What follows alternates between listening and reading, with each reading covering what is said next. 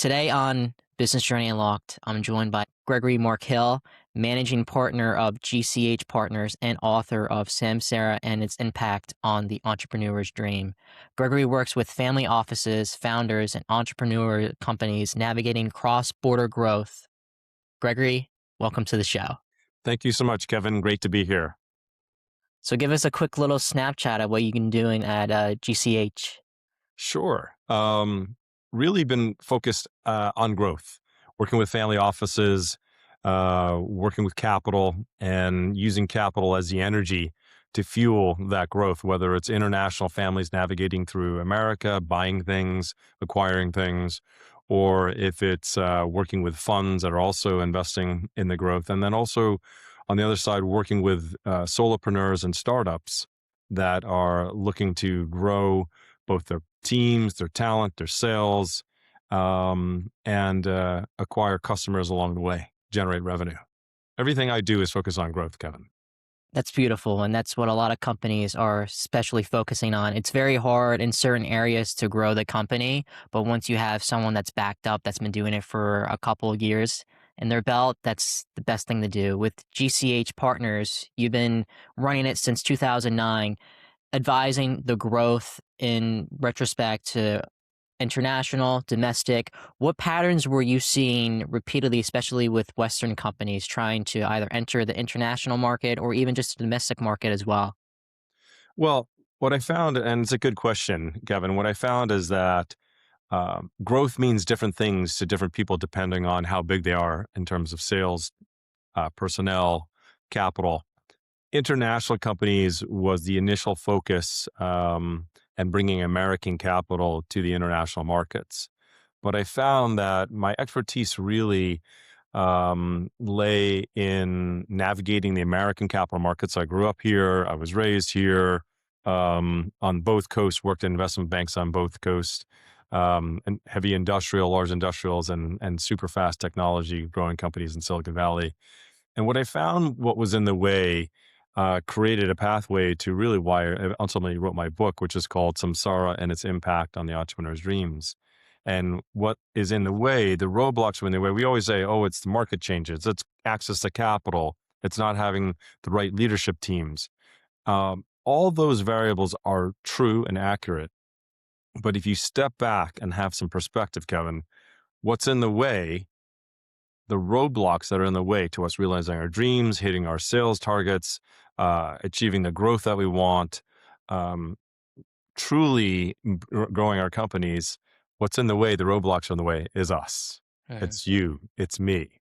And fundamentally, we get in our own ways, in our choices and our decision making, whether it's going to pursue capital, whether it's going to acquire other companies, merge with other companies, we and our, what I refer to as our self-cherishing ego, get in the way. And I have a couple of case studies I can kind of share with you if you wish, but um, really what's in the way is us. You, me, we're in the way. And I talk about that in story format in my book, which I love to talk with you about in a few minutes.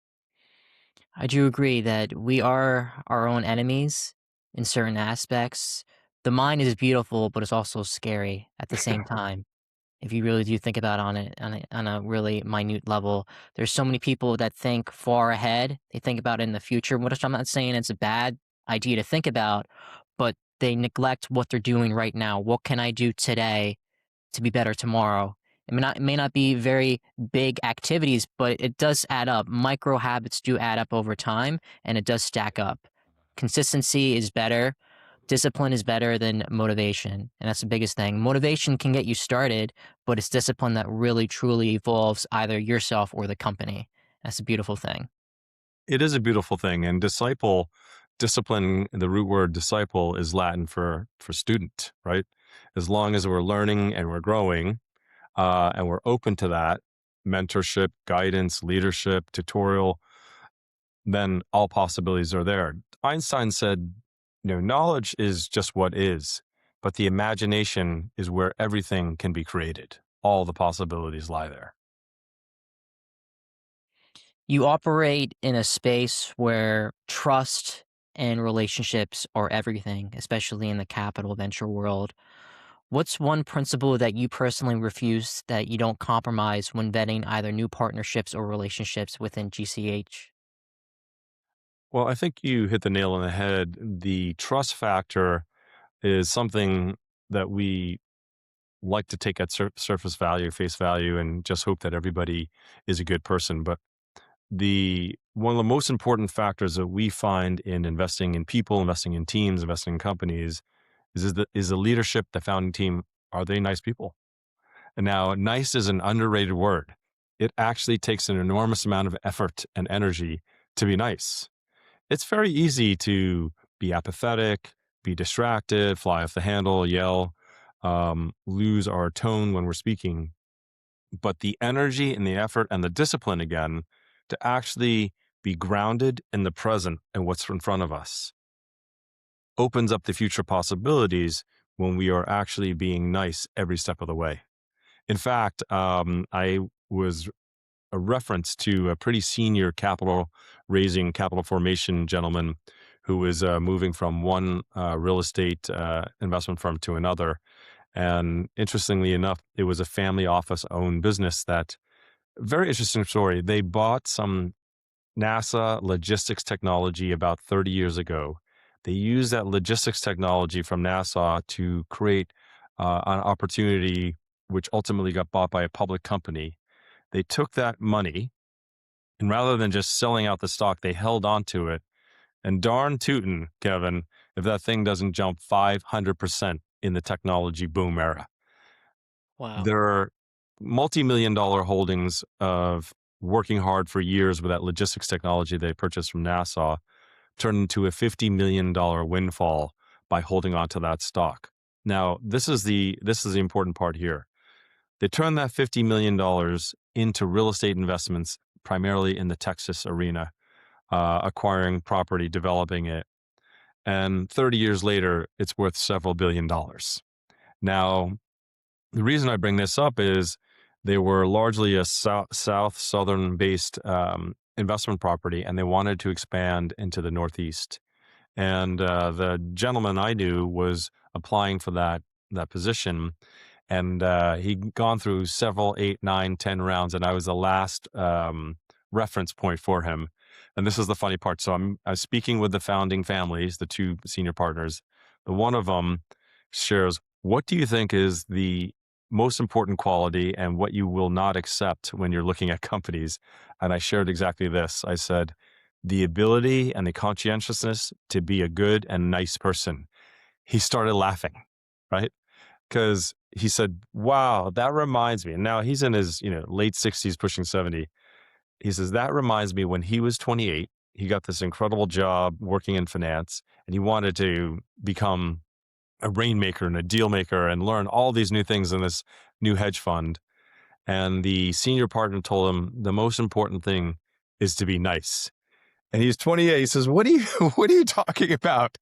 Be nice? I thought I was going to learn modeling and hedging." And he said, investors like to be around people who are nice people. They give money to people who are good, nice people. So that's the one quality, Kevin, that I wanted to spend a more than just a few minutes on to share. The importance of being nice, the effort and energy to be nice takes energy, takes effort, but is so important because it feeds into the choices, the decision making, the team building, the capital raising capacities, the merging when you're acquiring, joint venturing. It is one of the profound qualities that is generally overestimated or underestimated and not really talked about that much. But that's the one prime principle. It does feed into everything. Prime example is people buy from people, right? Especially startup companies. They're not buying your tool, they're buying who you are as a person. What values are you bringing? What's your mission? What's your thought process like? They look at all of that holistically as well as you look into them as well. So it's a two-way street. Why should I work with Greg when I can work with Kevin over here? What's the difference between this person? If Kevin's not so nice, I'm going to work with Greg. Greg seems like a great guy, right? So at the end of the day, it does come down to the people having that great personality, having a really good connection with people, because you can be very nice, but also it's also about the connection as well, right? That's the biggest thing, just connecting with people on just a holistic personal, spiritual level as well. That's the major things that people tend to neglect, especially nowadays with my generation. Everybody's behind a screen, behind their phone. They Hmm. don't call, they don't, they're all on social media, doom scrolling and not really putting themselves out there, not networking. How are you going to be 20 years down the line, right? If you're not really being honed in on what you can do today, how you can excel your skill set, whether that be connecting with people, talking to people, getting a skill set with automation, for example, right? There's so much skills that people can learn day by day, but instead they just want to be comfortable. And the best way to enhance your life, either personal or professional, is to get into that uncomfortable realm and learn to grow day by day.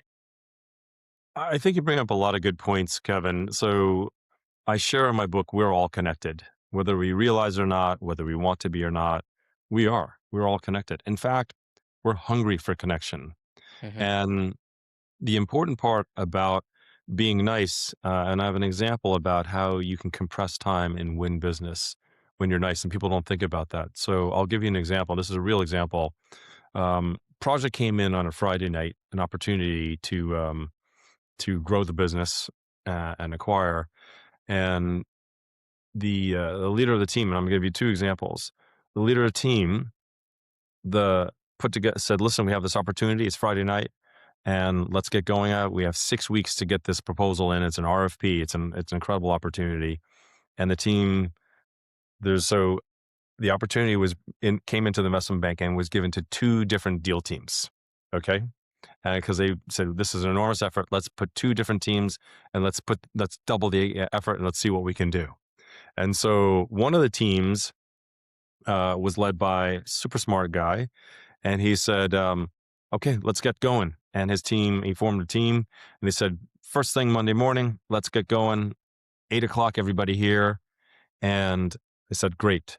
So Monday morning comes around. I'll call it Team A, and they work for several hours, get the outline going, and he says, "Okay, let's set up a meeting for tomorrow." And his whole team says, "Well, we got this, we got all these rational issues, we got these clients, investors. Let's meet on Thursday." So step by step by step, 6 weeks come by, and the market had changed in 5 weeks. Now let's go to Team B. Team B, the guy, it's another person. He says, "Let's get this going," and he forms a team. He says, "Let's get going," and the team says, "Let's get going right now. Let's order some pizzas. Let's start working right now." And so it's the end of the day. It's like 6 o'clock. They order some pizzas and they're working through midnight. And instead of waiting till Monday or Tuesday, they work through the weekend. They're so excited about this. And the team leader is genuinely good person. He's inspiring them all the way. They got their project done because the nice leadership, and this is really important, they wanted to be around him. They didn't even know why they wanted to be around him. They just liked it. And so they got their project and the proposal done in 4.5 weeks. They submitted their RFP in 5 weeks. Compressed time. You compress time when you, instead of just meeting 12 times or 15 times over a period of time, you can meet multiple times because you want to be around them. They actually got their RFP in early. And the other team, the guy was barking orders. He was smart, but his barking orders, they didn't get their project done on time. And this is what I share, like the people overestimate what they can get done in a short period of time, several months, several quarters, 1 or 2, 3 years. And they underestimate, like you shared, what they can get done in 5, 10, 20 years. This is critical when you want to build teams, attract the type of talent around you, and clear what's in the way, again, which is us, on your path to realizing your dreams. In a moment, I'd like to share a little bit about my book, but this is real examples. And again, I want to make this clear.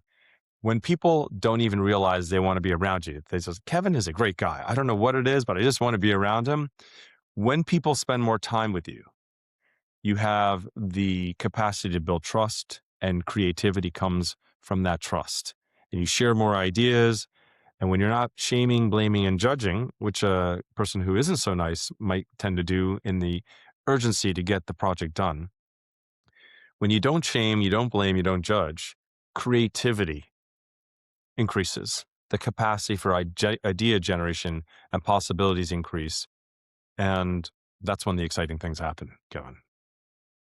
It's just going on to building the rapport with people, right? Yes. You're a clear example that first impressions do matter, especially Thank in you. your line of work. Given the complexity with the partnerships, the relationships that you vet, it could be a hit or miss, right? Especially with the capital that you bring as well within GCH, especially going both international and domestic. You really have to truly understand these people before you actually form a partnership with them. Yes.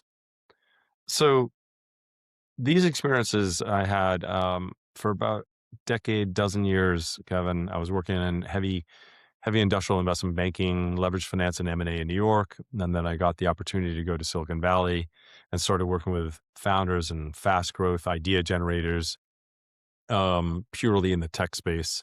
And that was an entire different culture, entire different personality. And after about 12 years, I said, I know. I know what I'm doing. And everything I told board of directors, founders, C-suite level entrepreneurs not to do when went out to set up my own company, start my own company, I did everything I told people not to do. And I fell down. It was a very humbling experience. And then it took years for me to grind my way back through and get back to, let's say, par, if even I even got there. And it reminded me of a story of the lotus flower, which I talk about. The lotus flower grows beautiful and blossoms and sits atop the dark and muddy water. Beautiful, pristine, clean. Um, but in fact, it needs the dark water for hydration. It needs the nutrients and the minerals that are in that mud to grow and bloom and blossom into that beautiful lotus flower. Just like athletes need the competition and the industry and the injuries, businesses need that competitive spirit and the challenges that come in building businesses to grow and evolve and refine their business models, their business plans to grow into that beautiful lotus blossom. Whether you're an athlete, an entrepreneur, an employee at a startup, an employee at a large company, school, it doesn't matter. You need the challenges, the difficulties, the problems that arise to work through them, have the breakdowns to get the breakthrough. I always share you can't get the breakthrough without going through some breakdowns, Kevin. Hmm. You got to fall down 10 times to get the 11th time right. Going on what we were saying before about being in an uncomfortable state, that's how people grow. You grow more from mistakes you made instead of your successes. Because with your successes, you don't really rationalize or think what truly happened here. But once you make mistakes, you understand why the mistake happened and then you don't do it again. If you do it again, that's the definition of insanity, right? Plain and simple. It's funny that you said that. When my daughter was learning to ride her bicycle, she's 10, but a couple of years ago, she fell down and she was upset and she was crying and I said, "Hey, you got to fall down 13 times before it actually counts." Hmm. And she said, "Oh, really?" And she was able and she inspired and excited and got back on got back on that bicycle, and maybe she fell 6, 7, 8 more times until she finally got it. But that's the way it works. You have to fall down, you have to have the breakdowns to get to the breakthroughs. I believe that in my heart. As simple as riding a bike, Kevin. I agree, especially given your stance where you are in the market. Given what you've seen personally, you've seen crackdowns, trade tensions, COVID lockdowns, shifting tensions, especially within Western companies with the Chinese market and also international markets. What's one shift that you're seeing, especially playing out nowadays going into 2026, whether it be international markets, domestic markets that may be affecting the family offices, the institutional investors that you have clients for? I think people feel it's a very important question. I think people feel that the pandemic it's in our past, it's in our rear view window. But in fact, there are still a lot of lingering effects and impacts from the pandemic. And mainly what happened is when the pandemic hit and people were forced to work from home, a couple things happened. Pattern sets changed, work patterns, habits changed. People started to work from home. They started to realize maybe a half an hour, 1 hour, 1.5 an hour each time travel each way to back and forth to work is not so productive. And people and companies found that people could be productive at home, and they were starting, they saw people emailing at 1:30 in the morning as opposed to just 9 to 5. The reason I bring this up is what happened during the pandemic is companies didn't know whether or not their employees would be efficient. They didn't know whether or not there would be the efficiencies from working with home, what the patterns would be like. We're so used to conversations by the water cooler, walking and talking to people, breakfast, lunch, dinner, coffee, sharing ideas. So what ended up happening is companies, I would say globally, but certainly in America, probably held on to their employee base anywhere from 30% on more than they would have normally because they were not sure. The employment market was tight. Now we have technology, AI coming in, and there's an elegance to it in terms of we're using the word efficiency a lot. But in truth, I don't think we're quite there in seeing what the true results of AI and efficiency uh, is is providing benefit to companies just yet. But it's an elegant way for companies to start tightening their belts and start to lay off about 15 to 20%, which they had had as a holdover from the pandemic, Kevin. That if you really look at the numbers, companies were pretty heavy on the employment base. Now you're getting more competitive. Um, and the opportunity to say we're using AI to be efficient is an elegant way to go yeah, and start to let go of the employment base. But what I would say what's happened is now you have people working from home. You have requirements of people to go to the office. You have arguments that are going on about that. And people are trying to find a hybrid way of work from home, also work in the office, and have some combination thereof. But what has happened is clearly the work habits and the patterns have changed.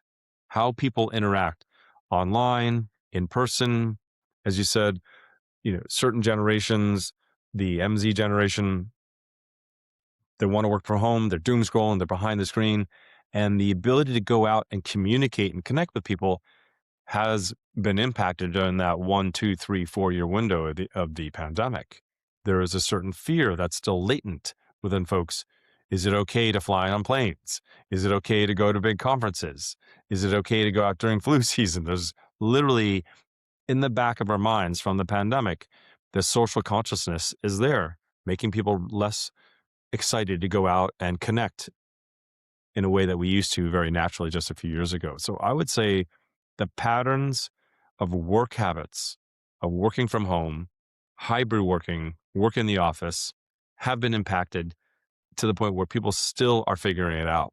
In fact, when I worked heavy hours in the banking arenas on both coasts, we used to have event planners that would create events for clients and us to meet baseball games, golfing, ski, generate these opportunities for clients and us to connect. Now, in today's market post pandemic, you have event planners in companies, department by department, Kevin, to excite people to come back to the office. The event planners aren't for the customers and clients or investors, they're for the employees to come back to the office. Isn't that incredible? That's where Very. we are.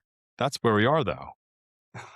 It's interesting that you mentioned that because a lot of people did have some psychological trauma, especially with the pandemic, more so in other countries, but there was a great amount that happened here as well. And it is still lingering. You see a lot of people still wearing masks in Mhm. cars, mask out in public. People are afraid to go on planes, as you mentioned. There is still some lingering effect that we don't know when people would be completely back to normal. Could be 5 years from now, could be 10 years from now, could be never, right? It's just with all the effects, it did really hurt not only businesses, but people on a personal level as well. People aren't having that connection, as you mentioned, that they once did pre pandemic, pre COVID. And with that in mind, it just had a lot of long lasting effects into that as well. Well, And as you mentioned before, with all the technological development, with all this artificial intelligence, the different LLMs that are in the spaces now, there are a lot of companies that are looking at that and trying to be as efficient as possible, as you mentioned. But what exactly does efficient mean? Efficient can mean so many different ways to so many different people. It depends on exactly what the company's goals are, what's the CEO, the founder, what their goals are, and how they want to implement such technologies. With all these different LLMs, for me personally, if you're using it for business development, that's beautiful. It could streamline a lot of different coding applications, front end, back end operations. There's the opportunities are endless with the type of skill set, LLMs, softwares that are in place, but AI is evolving every single day. Where it is now could be vastly different where it will be 2 years from now.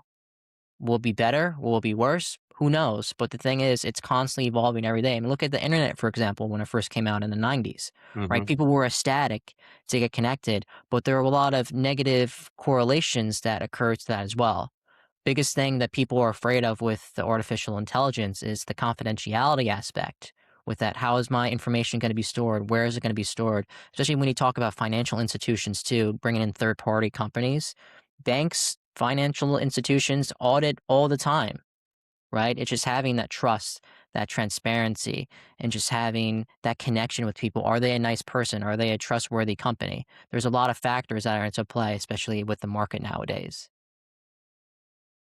100% agree. And I would venture to say that the amount of capital, billions, tens of billions, hundreds of billions that's been put into the AI strategic partnerships globally now, I would say that the current state of AI in terms of whether it's DeepSeek, Chat, Grok, we're 90 plus percent of the way there in terms of what we can do. We're going to learn how to use it, of course, and you know, train our models to help us.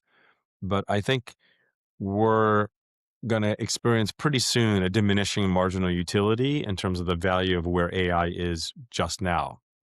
Um, the next level that's going to come in terms of AI is going to be what I call, or I've understood in the marketplace, what we call convergence modeling, which means yes, you can ask ChatGPT. Well, if I have a truck that is, an 18-wheeler and it's driving 55 miles an hour and it's got 400 gallons of gas, how far can it go at 55 miles an hour? We can ask. We used to ask Google or search engines. Now we can ask Chat, and it can come up with an answer. But there's only so much data that's out there, petabytes of data that's being grabbed to give those answers, Kevin.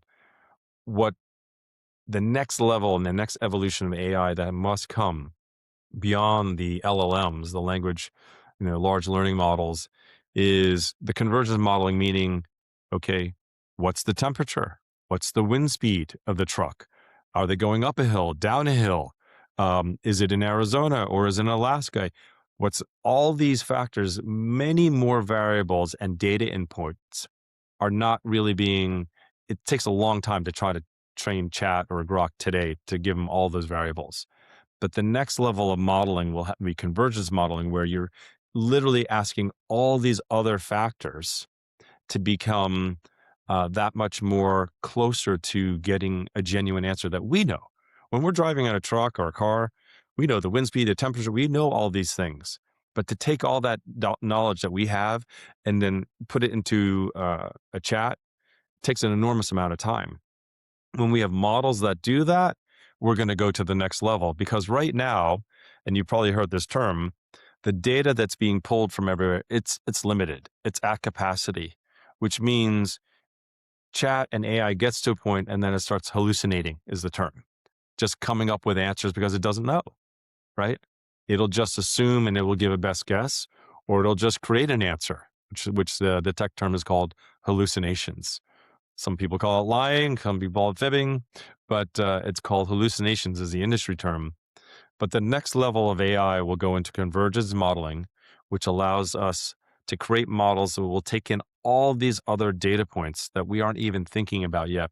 And something as simple as how far can a truck go, an 18-wheeler going 55 miles an hour with 400 gallons of fuel go? Now we're going to be able to, I would say in the next few years, um, add in the convergence modeling, which will pull in all those other data points, and allow us to get closer and closer to what's really happening, what's really possible. How far can that truck go in Arizona, the Mojave Desert, Alaska, with this amount of fuel, with this amount of incline, all those, the train, the topology, uh, the capacity of the driver himself or herself, all those things will be factored in, which are not yet done today. So we're at a really interesting point where I think the inflection point is going to go like this. It's going to be very exciting. Regardless of the type of LLM that people use, humans still have to put in that information. It's not like it pulls it instantly. There's a lot of backend, a lot of coding that those companies, Chat has to do, Claude has to do, Grok has to do. It's not like it's just pulling out of thin air, and it's not entirely accurate all the time. You hear horror stories of people who use it, and it's the way I look at it. Back what Ronald Reagan said: you got to trust but verify, Hmm. right? You can go into these LLMs to give you a framework or some ideas on how to execute certain avenues, but it's up to you to actually absorb that information to make a rational decision. Essentially, there's a lot of people that use these LLMs to make the decision for themselves. How does that help you? How does that help the business as well? Sure, yeah, it might amplify it, it might enhance it, but again, you shouldn't solely depend on using these LLMs to make the decision for you. You are your own person. There's a reason why you're here. God gave you a brain for a reason, and you got to use it, right? Exactly. Exactly. I feel that people are figuring out AI, chat, Claude, Grok, whatnot. The easy thing that I've started to see though is people are using chat and just they're not even putting their own imprint on it. They're Mm. giving answers to me and sending me. They're not even editing the chat that they're sending it to me. And I'm like, if that's all you're going to do, go into chat, I can do that too, right? So where are you in all this? I think the important thing is technology is an enabler that can bring people together, but also separate people. If we, I went to a 30-year veteran in a particular area of marketing expertise, and I asked him for some help because he had an ability to summarize things in one sentence pretty quickly. And literally, he got to the point where he texted me back a chat GPT with the bullets. And I was like, wow, I guess our 15-year friendship became, became, the way it went the way of chat, right? Didn't even want to take the moment to actually read, understand, and put his 35 years of knowledge into something amazing, which he normally had done. He just sent me back a chat. I was like, well, if that's what our relationship has become, I can do that too. And people will reform relationships because Mhm. there'll be distance created rather than connections created. So it's going to be something we're going to have to be grounded in and present to and be aware of as we're going out again, creating roadblocks. And I share this in my book, and I'll talk about it in a minute. But when you have a problem that arises, a challenge that arises, an affront that happens, personally, professionally, corporate wise, M&A deals, capital raising, in that moment, and here's the spiritual, insert. In that moment, if you take a breath, when that challenge, that affront, that difficulty arises, you take a breath and you ask yourself, who am I being in this moment? Is what I'm about to say and do and act going to take me closer to or farther from the person and the place that I want to be? Am I going to repel the very people, ideas, and possibilities that I need to solve this problem? Or am I going to be a magnet and attract those same ideas, people, and possibilities to help me? When you take a breath in that challenging, difficult, problem arising situation, and you ask yourself that question, I'm going to say it again. This is an important takeaway for your audience. Who am I being in the moment? Is what I'm going to say going to repel or attract people? In that breath, it becomes the meditation. It becomes the practice. Now, here's the exciting thing. When you string, and you can do this, what I just shared with you for your audience, this key takeaway, you can do it in the elevator. You can do it in the bus, taxi, car ride. You can do it on your couch. You can do it many times a day. Take a breath. Ask yourself, who am I being in the moment? But even if you just do one breath, one day, once a time, one time a day, and you do it a second day, a third, and you string a bunch of days together, it becomes a week. You string a bunch of weeks together, it becomes a month. You string a bunch of months together, it becomes a quarter and then a year. And you know what you have? You have a personal practice, a personal, professional, I like to say spiritual practice in how to manage the situations and the problems and the difficulties that arise when you're going out to set your goals, achieve your goals, when you're going out to build your dreams, to hit your sales targets, to build your teams. All those things can improve dramatically, impacted greatly, positively when you step into that moment of taking a breath and ask yourself, who am I being, Kevin, in this moment? Am I attracting or repelling? That's something I like to offer your audience. That's a very excellent insight on the mindset as well. And I do agree that the way that you project yourself with the energy that you put on to not only yourself, but to your environment really does dictate on what you attract as well.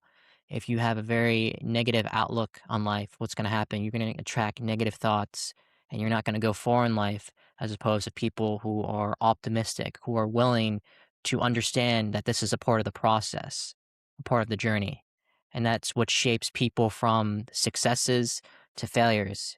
And, given myself, there'll be days where like, oh gosh, like I'm not doing so hot. Just take a step back, go for a walk, go to the gym, just do stuff to get your mind out of that rut. So then when you go back, you're going in more, I guess you can say refreshed, right? Better executing instead of just lollygagging your way to like get the task done. You go in and actually execute a lot better, a lot harder because you were able to take a step back for 15 minutes, for an hour to actually regroup and reassess and understand, why am I doing this? What's my end goal in starting this company? What's my end goal in networking? There's always an end goal. It just depends on what you have in that moment to actually realize within yourself what's truly important in that moment. That's beautiful. I love what you just said, Kevin. And the Australians, the Aussies have this incredible thing that you said about, the impact you have on people. The Australians have this phrase where they say, good on ya, good on ya, right? As opposed to good for you, they say good on ya. I really like that. It's a very genuine, authentic way to acknowledge the situation.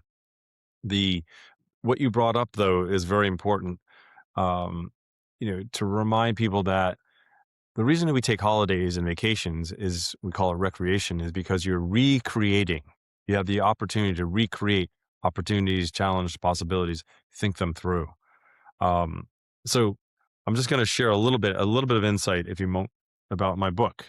And I think it's a very important segue into it that might be helpful for you and your audience. So my book, as you shared, thankfully, thoughtfully, I appreciate it.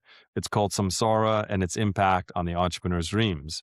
And Samsara is a 2,000, really 4,000-year-old Sanskrit word, a mathematical and spiritual language that means suffering. Actually, cycles of suffering when one is attached to the material world. And not just Gucci bags and Ferraris, Kevin, but when you're attached to outcome.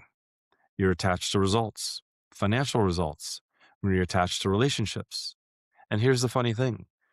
When you don't get what you want, when you want it, as much as you want, you suffer on the inside.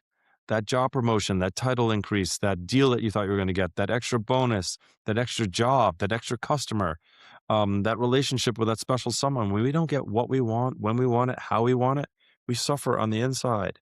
And the funny thing is, we don't realize this. We then carry it out into the world, into every experience that we have. Every person we meet feels that. Sometimes that suffering, that affront, that challenge, that problem, that difficulty is so significant.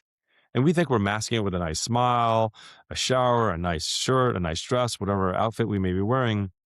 And then somebody says, "Hey, Kevin, you okay? You don't, you don't look so good. Is everything all right?" They don't know what just happened. They don't know that you just lost the project, you just lost the deal. They don't know the significance of it. They just know and they can feel and they can sense something is there. That's what I mean when you are attached to outcome. You're attached to your result that you want. You're attached to the relationship you think you need. and you don't get it when you want it, the way you want it, as much as you want, you suffer. And it's like a negative charge emitting constantly all day long out there to everyone that you're coming in contact with. Now, I shared a story with you the other day. When we're grounded into the presence and we understand, wow, that was a challenging moment. That was a tough thing. I just lost that project. I'm going to make it very easy for your audience and you to understand really directly why it's such an impact. Okay, you lost the project. Another company, another group came in and took the project. So that in and of itself, okay, we suffered samsara. But the other thing that happens is there was a $10,000 fee attached with that project. I was going to make $10,000 in the next 90 days. In our mind, in the moment that that $10,000 fee came across, you know what we did? We went and bought some gifts. We bought some new toys. We bought a new jacket. We bought, a present for our girlfriend, a nice, vacation for our parents. We went in our mind and we went and purchased all these things. Now, when you lose the project to another competitive group, you know what happened? We didn't just lose that project and say, oh, shucks. We lost the vacation, the new jacket, the toys, the meals. We lost all those things because in our mind, as you talked about earlier, it's very real. In our mind, those things were as real as if we actually did purchase all those things. And now we don't have them. And all those things stack and stack and stack, and they create that negative charge in such a way that, wow, that that job is not just a job. That project isn't a project. I just lost a $10,000 fee, and all those things that we didn't even think about, but we went out and bought in our mind. We lost those too, and so the suffering is great. And so what I share, and I shared this with you when we had our quick chat a couple of days ago, which was really nice. The story of two monks. Do you mind if I share that with your audience? Of course, go ahead. Yeah, thank you. So there's a senior monk and a junior monk, and they typically go for walks and have these philosophical talks. But it had been raining for several weeks and they couldn't leave the monastery. Finally, the sun comes out, it's beautiful, and the senior monk says, okay, let's go for our walk. They come down to a stream that they normally visit, but now the stream is overflown. It's a raging river, and they see a lady there with a bundle of sticks, and she's trying to carry it across the river. Without a moment's hesitation, the senior monk goes down there, swoops up the lady in her arms, carries her across the river, puts her down on the other side gently, and she smiles a thank you. All the while, the junior monk is witnessing what happened. Now, several miles and several hours and a lot of time goes by, and the junior monk finally gets up the courage and he says to the senior monk, you know, it's not in our way and our custom and our culture to have contact with a woman. How could you pick up that lady in your arms like that? And he says, smiling, looking at the junior monk, says, I picked her up, carried her across the river, and put her down on the other side. It's been several miles and several hours. Are you still carrying her? In your mind, in your heart, in your way of being, all these hours and miles later? And that's how we are with problems and challenges. It's one thing to carry it, talk about it, and get it out. It's another thing when we carry it for days, months, years, decades. That is what gets in our way. When we're clinging and carrying all that negative energy, can you imagine emitting that negative energy for a decade? Powerful. That's what I want to share with your audience. It very is powerful, and it might sound counterintuitive for certain individuals, but once you can detach yourself from the outcome, it lifts the shackles from your body. You get more freedom, so to speak. Because I as you do. mentioned before, there's so many people that attach themselves on getting the sale, getting the deal, getting the partnership, the relationship. And then what happens when they don't get it? They get upset. They kick themselves under a rut. There's so much negative attributes, so many negative emotions that are going. How's that going to help you getting the next client and the next deal? Because if you think that's going to happen every single time, you're not going to put the best side to you into executing such activities, getting these partnerships. Stuff does happen. That's just the way of life. It's a matter of fact on how you bring yourself up from those failures, from those setbacks, because that really truly sets people who are going to be successful and who are just going to be subpar. within life. Agree completely, 100%. And to add to that, the attachment we have to outcomes, the attachment we have to results, to what we want, what ends up happening when we don't get what we want, when we want it, the way we want it, we suffer, and then we express that suffering in a range of human emotions. We get angry, we yell, we get upset, frustrated, annoyed, maybe it's apathy, maybe we play the victim card, this range of human emotions. And I call that, and I learned, and I describe it as the self cherishing ego wanting to express itself. Our self cherishing ego expresses ourselves in that range: anger, upset, annoyance, frustration, victimhood, when the problem is in front of us. Now, here's the funny thing: problems, sometimes people say they're gifts, and we do need them. The breakdown does get to the breakthrough. But let me help your audience and you reframe a little bit of what a problem is. Yes, I love things like problems are gifts, and that's a great way to reframe it. But I like to share very directly, authentically, problems sooner or later get solved in 2 minutes, 2 hours, 2 days, 2 weeks, 2 months, 2 years. You die, problem solved, right? But sooner or later, the problem gets solved on your own, by yourself, or with your friends, or with your family, or with consultants, or your team, or your employers, or your colleagues. Sooner or later, 2 days, 2 months, 2 years, sooner or later, the problem gets solved. So if the problem that you're facing in the moment gets solved 2 minutes, 2 days, 2 hours, that means it's really not a problem. To reframe it for your audience, it's a situation. Here's the takeaway: it's a situation that you're facing in the moment. And if you know it's going to get solved sooner or later on your own, or with your team, or with your friends, freedom. You mean I don't have to be annoyed and angry and upset every minute of the day until the 9 months get by and I finish the project and finish the deal? Who are you being in the moment? Right? If I don't have to be upset and annoyed and angry, and wait a minute, I can be grateful and I can be thankful and I can be that nice. I have the ability to be that nice, good person, attracting the energy of people to be around me to help solve that problem. Wow, that is powerful. That's powerful. So the ability to step into your power is when you take that breath, is when you have that meditation, that reflection. Who am I being in the moment? Repeller or magnet? Am I attracting the people I need to help solve this problem? Yes. Can I do that at an accelerated rate? Yes. Can I compress time by having people work with me closer and more often and more continuously before the deadline's done? Yes. And then great things happen. Amazing things happen. Valuations increase, sales increase. People don't know why they want to be around you, Kevin. They just do. And possibilities are generated. And that makes life exciting, makes life beautiful. I believe that in my heart. I've had a lot of CEOs, founders, operators come onto the show within different industries, different fields, and all the challenges, the pitfalls that slow down in terms of a business perspective boil down to a couple key areas: deal flow, operational execution, or just even building the right partnership, given your stance with venture capital. Coming from that business perspective, what's one area that you're looking to fix going into 2026, whether that be on the sourcing side, the execution side, or just even the relationship infrastructures that you have in place within GCH?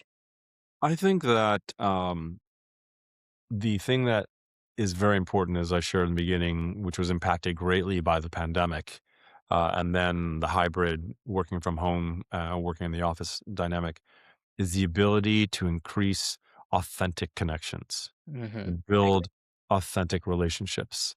I'm going to give you a funny story. I worked on a project with a large asset manager. It's a very small project, just before the pandemic. And we literally hadn't gotten together for several years for a whole host of reasons. Finally, we get together, and I brought a large new potential investor to the luncheon meeting, and he brought his new head of North American sales, and she came from a quant house. And I said, "How's it going, John? It's been a few years. What's going on?" And he literally said, "We have a new international partner. It's amazing. Our funds are way up. They're doing incredible. The returns are so high. And our team, we're attracting the best team. And he literally gave me and my, literally giant LP with billions of allocation capacity over years, um, a 10-minute diatribe spiel on how great the company, the partner, the new backer, the new offices, the funds returns, the people are. And then he said, I understand from my head of North American sales that you have a book that you've written. And I shared, yeah. He said, what is it? What's that about? I said, well, it's called Samsara and its impact on the entrepreneur's dreams. And Samsara is a 2,000-year-old Sanskrit word that means suffering. I said, John, have you suffered a lot or even a little bit? He said, oh man, this international partner, do you want to come to the boardroom with me? I think I need your help in talking to them. It's not working out exactly how they said it would.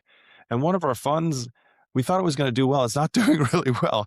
And we have this litigation issue in our other department. And the new head of North American sales, her jaw was dropped to the floor because he just spent 10 minutes saying how great everything was. I told him what samsara meant, suffering, and I flipped a chip inside his head, and he couldn't help but vomit out all of this suffering, all these challenges. But what that did, Kevin, is it made a truly authentic conversation. And the next 30, 40 minutes became a real conversation. And what ended up happening is he invited us up to his offices in Greenwich and then out into Silicon Valley. And an incredible new relationship was formed with the investors and myself, renewed with him on having this authentic conversation. I said, wow, I want to have this type of conversation with everybody, not just the superficial, oh, the weather's nice, things are good, love your sports team. I don't want to have those, simple conversations. I want to have the deeper, authentic conversations because I think more possibilities can happen, more business generation can develop. I do agree, especially when you get past the surface level relationship with people and you actually really dig deep into who they are as a person, what are their goals, what's their mission, what's their vision. Going on to that would work so much wonders. You form a relationship, as you mentioned, that you didn't even know you're going to form if you're just having that surface level conversation, right? The deeper you go, the more that you understand how a person ticks, what they like, what they dislike. It really does set you apart from people that are just connecting with people just to get money from them, from a, investor standpoint, from a capital venture standpoint.